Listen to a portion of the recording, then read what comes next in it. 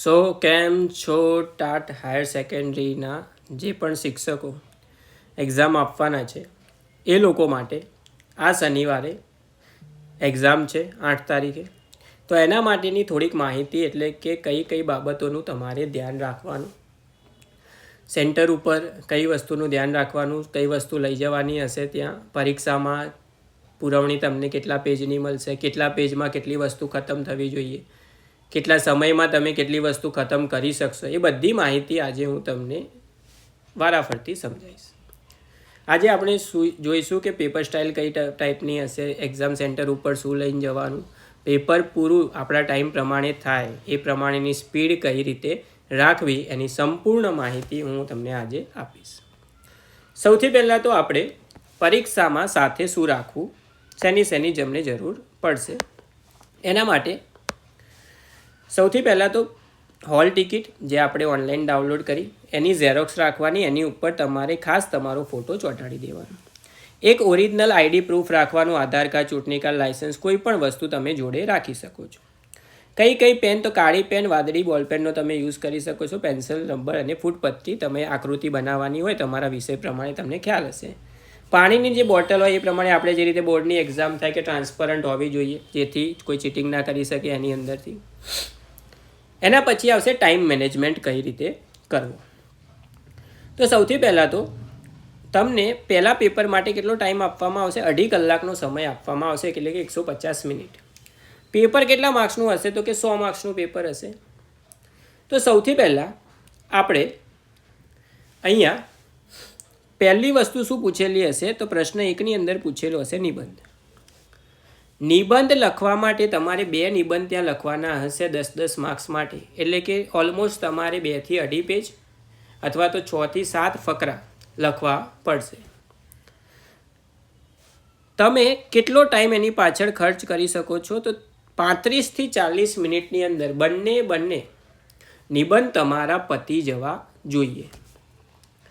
એના પછી બીજી વસ્તુ આવશે, પ્રશ્ન 2 હશે તમારું સંક્ષેપીકરણ, એટલે કે જે ફકરો આપેલો હોય અને તમારે શબ્દ એના એ જ રહેવા જોઈએ, મિનિંગ સેમ જ થવો જોઈએ, ખાલી એને શું કરવાનું ત્રીજા ભાગની અંદર ફેરવવાનું. એ પણ 2 પૂછ્યા હશે 10-10 માર્ક્સમાં.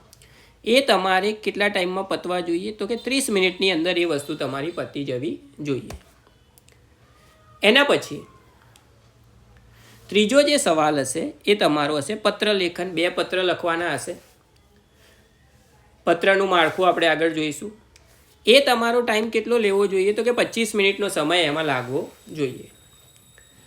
એના પછી ચર્ચાપત્ર, એ પણ 2 લખવાના હશે 10-10 માર્ક્સની અંદર, એ પણ તમારે 30 મિનિટની અંદર પૂરા થઈ જવા જોઈએ. તો ટાઈમ આપણે જોઈએ તો એવરેજ 30 થાય છે, તો 2 કલાકનો ટાઈમ અહીંયા પૂરો થશે. બાકીનો અડધો કલાક જે હશે એમાં તમારે વ્યાકરણ, એટલે કે 20 માર્ક્સનું જે વ્યાકરણ પૂછાવાનું છે ગુજરાતીનું, રૂઢિપ્રયોગો, કહેવતો, છંદ, એ બધું તમારે 15 થી 20 મિનિટની અંદર પૂરું થવું જોઈએ. આટલા ટાઈમમાં તમે પૂરું કરશો એટલે તમારી 10 મિનિટ પાછળ વધશે. 10 મિનિટ શું કરવા તો આપણને ખબર છે કે બોર્ડની પરીક્ષા થતી હોય ત્યારે એ લોકો રિસિપ્ટમાં સાઇન કરાવવા આવે, બાકી આપણે જે પ્રશ્નમાં નંબર લખેલા છે એ વસ્તુ આપણે ચેક કરવાની, રીચેકિંગ માટે. એટલા માટે તમે 10 મિનિટનો સમય તમારો એક્સ્ટ્રા રાખવો જોઈએ. જો તમે આ રીતે પેપર લખશો પ્રોપર ટાઈમિંગથી તો તમારું પેપર ક્યારેય છૂટશે નહીં. એના પછી બીજી વસ્તુ કે સંક્ષેપીકરણમાં શું કરવું અને શબ્દો ઝડપથી કેમ ગણવા. તો શબ્દોની ગણતરી 100 ટ્રીકથી થાય. આશરે ગદ્યમાં કોઈ પણ 3 લીટીનો શબ્દ ગણી શકાય, એટલે કે 1 લીટીમાં તમે 8 થી 10 શબ્દો લખી શકો, 2 લીટીમાં તમે 9 લખી શકો, 3 લીટીમાં 7 લખી શકો, એટલે કે સરેરાશ તમે 1 લીટીની અંદર 8 શબ્દો લખી શકો. એ રીતે તમે શબ્દો પણ ગણી શકો. હવે મૂળ ફકરાની કુલ લીટીઓ ધારો કે 15 ફકરા તમે લખ્યા તો 15 ગુણ્યા 8 કેટલા શબ્દો થયા? 120 શબ્દો થયા. તો ત્યારે 1/4 ભાગમાં એ શબ્દો અંદાજે 40 શબ્દોમાં જવાબ લખવાનો રહેશે, એટલે કે 120માં શબ્દોમાંથી તમારે એને કેટલા શબ્દોમાં લખવાનો? 40 શબ્દોમાં લખવાનો. ઇન શોર્ટ શું થયું કે સંક્ષેપીકરણ તમે લખો એટલે 40 શબ્દોમાં એ પતી જવું જોઈએ, 40-45 જે થાય. એના પછી કેટલા પેજ અને કેટલી લીટી? તો અહીંયા તમને 40 થી 50 શબ્દો એટલે કે અંદાજે 6 થી 8 લીટીની અંદર અડધું પેજ થશે. એની અંદર તમારે આ સંક્ષેપીકરણ આવી જશે. સંક્ષેપીકરણમાં થવું શું કરવાનું, તો સૌથી પહેલાં યોગ્ય શીર્ષક આપવાનું ફરજિયાત છે. ઉપર ટાઇટલ જે પણ ટૉપિક હોય એનું ચેપ્ટરનું નામ જે રીતે હોય એ રીતે શીર્ષક આપવાનું. મૂળ ફકરાના ઉદાહરણો, પુનરાવર્તન, અલંકાર વગેરે ગોઠવીને સાચવવાનું. મુખ્ય વિચારને તમારે પોતાની સરળ શબ્દોમાં લખવાનો રહેશે. એટલે મેં કીધું ને કે ફકરો જે આપેલો હોય એનો મતલબ ચેન્જ થવો જોઈએ નહીં. મતલબ એના એ જ રહેવો જોઈએ, પણ એ શેમાં તમારે ફેરવી દેવાનો, ત્રીજા ભાગની અંદર ફેરવી દેવાનો. એના પછી નિબંધની વાત કરીએ તો નિબંધ તમારે કઈ રીતે લખવાનો, તો નિબંધ તમારે આશરે 200 શબ્દોનો લખવાનો રહેશે. સરેરાશ તમારે એક ફકરાની અંદર એક લાઇનની અંદર 7 થી 8 લાઇન તમારી આવશે. અંદાજે તમારે 1.5 થી 2 પેજની અંદર એ પૂરો કરવાનો રહેશે. નિબંધમાં શું ધ્યાન રાખવાનું, તો સૌથી પહેલાં તો શું લખવાનું, તમારે પ્રસ્તાવના. એના પછી 2-3 નાના ફકરા લખવાના, જે એના કારણો હોય, અસરો હોય, માણસો ઉપર શું અસર થાય, સમાજ ઉપર શું અસર થાય.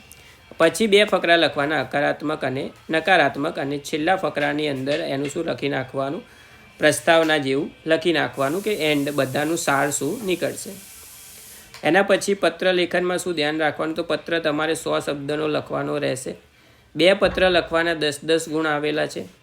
100 શબ્દો એટલે કે અંદાજિત 10 થી 12 લીટી કે અડધા પેજમાં કે પોણા પેજમાં, ઇન શોર્ટ 1 પેજમાં તમારે પત્ર લખવાનો રહેશે. કારણ કે અહીંયા એવું કીધેલું છે કે નવો ક્વેશ્ચન તમારે નવા પેજ ઉપર જ લખવાનો. તો 1 પેજમાં ભલે તમારો અડધા પેજમાં પત્ર આવી જાય, પણ નીચેથી તમે ચાલુ કરી શકશો નહીં, નવા પેજથી જ ચાલુ કરવાનું રહેશે. એના પછી એડ્રેસ અને પત્રની અંદર કઈ વસ્તુ ક્યાં લખવાની, તો જમણી બાજુ ઉપર મોકલનારનું એડ્રેસ, સરનામું અને તારીખ લખવાની. ડાબી બાજુએ મેળવનારની વિગત લખવાની, પ્રતિ અથવા તો આદરણીય. વિષય ખાસ લખવાનો કે કયા વિષય ઉપરનો પત્ર છે. મુખ્ય લખાણ એટલે કે સ્પષ્ટ અને કેવું હોવું જોઈએ, ટૂંકું હોવું જોઈએ. અને આપનો વિશ્વાસ એટલે નીચે તમારી સાઇન માટે, તમારા નામ માટે આ વસ્તુ આવશે.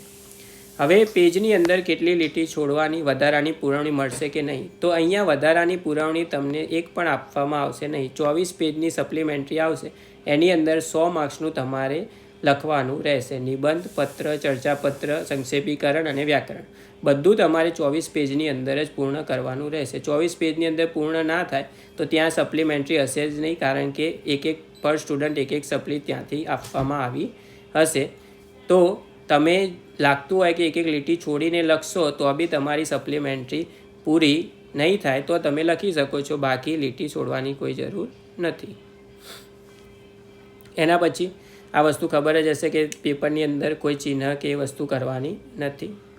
હવે સમય જોઈએ આપણે. આ થઈ ગઈ પહેલાં પેપરની વાત. એના પછી બીજું પેપર એટલે કે પહેલું પેપર તમારું 10:30 ચાલુ થશે, 1 વાગે પતી જશે. એના પછી 2 કલાકનો બ્રેક આવશે. બીજું પેપર ચાલુ થશે 3 વાગે, 3 થી 6માં 3 કલાકનો સમય મળશે. એની અંદર જે સપ્લિમેન્ટરી હશે કેટલા પેજની હશે, 40 પેજની હશે, જે તમારો વિષય હોય. અને વિષય પદ્ધતિ શાસ્ત્રમાં સૌથી પહેલાં તો 3 થી 3:15 સુધી પ્રશ્નોના હેતુલક્ષી પ્રશ્નો 15 ગુણના, એટલે કે ખરા ખોટા 1 માર્કર ક્વેશ્ચન જે પૂછાવાના છે 15, એ તમારે પહેલાં લખી નાખવાના 15 મિનિટની અંદર. એના પછી મુદ્દાસર સવાલ જવાબ, ત્યાં તમારે 7 પ્રશ્નો લખવાના હશે, એકના 5 માર્ક્સ હશે, બધા ફરજિયાત છે.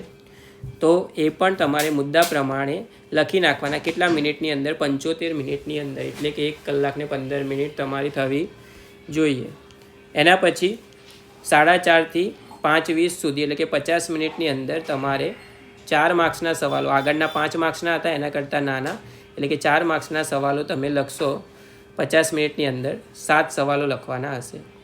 એના પછી 5:20 થી 5:50 સુધી, એટલે કે 30 મિનિટના ટાઈમમાં 2 માર્ક્સના જે સવાલો આવશે 11, એ તમારે 30 મિનિટની અંદર પતાવવાના રહેશે. અને છેલ્લે તમારે 10 મિનિટ વધશે, જે આપણે લખ્યું હોય એ ચેક કરવા માટે તમે અહીંયા જોઈ શકો છો. આની અંદર પણ તમને 40 પેજની સપ્લિમેન્ટરી આપવામાં આવશે, એક્સ્ટ્રા સપ્લિમેન્ટરી મળશે નહીં.